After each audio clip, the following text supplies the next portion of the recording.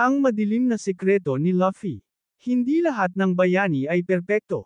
Si Monkey D. Luffy, ang kapitan ng Straw Hat Pirates, ay kilala bilang masayahin, matulungin, at matapang. Pero sa likod ng kanyang kabutihan, may mga desisyong nagdulot ng sakit, trahedya, at pagkabigo. Sa video na ito, tatalakayin natin ang 10 pinakamasamang bagay na nagawa ni Luffy, mga totoong pangyayari sa kwento ng One Piece, na nagpabago sa kanyang paglalakbay bilang isang pirata. Si Monkey D. Luffy, ang magiging hari ng mga pirata. Pero sa likod ng kanyang ngiti at tapang, may mga desisyong nagdulot ng kapahamakan. Ito ang pinakamasasamang bagay na nagawa ni Luffy sa kanyang buhay. Simulan natin ang kwento sa isang intro.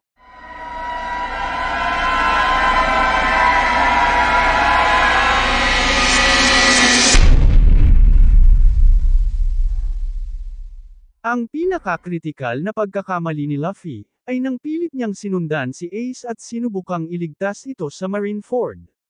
Dahil sa kanyang padalos-dalos na kilos, hindi niya napigil ang masangkot si Ace sa mas malaking gulo. At sa huli, ang resulta, namatay si Ace sa kanyang harapan. Sinisisi ni Luffy ang sarili sa pagkamatay ng kanyang kapatid. Nang sakta ng Celestial Dragon si Hachi sa Sabaudi, agad na sinapak ito ni Luffy. Oo, tama ang motibo, pero masama ang naging bunga nito. Dumating si Admiral Kizaru, Sentomaru, at si Bartholomew Kuma, dahilan para magkahiwa-hiwalay ang Straw Hat Pirates sa loob ng 2 taon. Sa Water Pito, nang agawin ng World Government ang Going Merry, hindi sang-ayon si Usopp sa desisyon ni Luffy. Nauwi ito sa isa sa pinakamasakit na eksena, ang duel ni Luffy at Usopp. Kahit panalo si Luffy, nasira ang tiwala ng kanyang kaibigan at nasaktan silang pareho. Diniligtas ni Luffy si Princess Vivi. Matapos ang Alabasta arc, iniwan nila si Princess Vivi sa kabila ng banta ng World Government. Oo, pinili iyon ni Vivi, pero kung totoong prinsipe ng kalayaan si Luffy, bakit hindi niya ipinaglaban ang pagsama ni Vivi? Pinili niyang tanggapin ang distansya kaysa ipaglaban ang pagkakaibigan. Tuldok, tinanggihan si Bon Clay.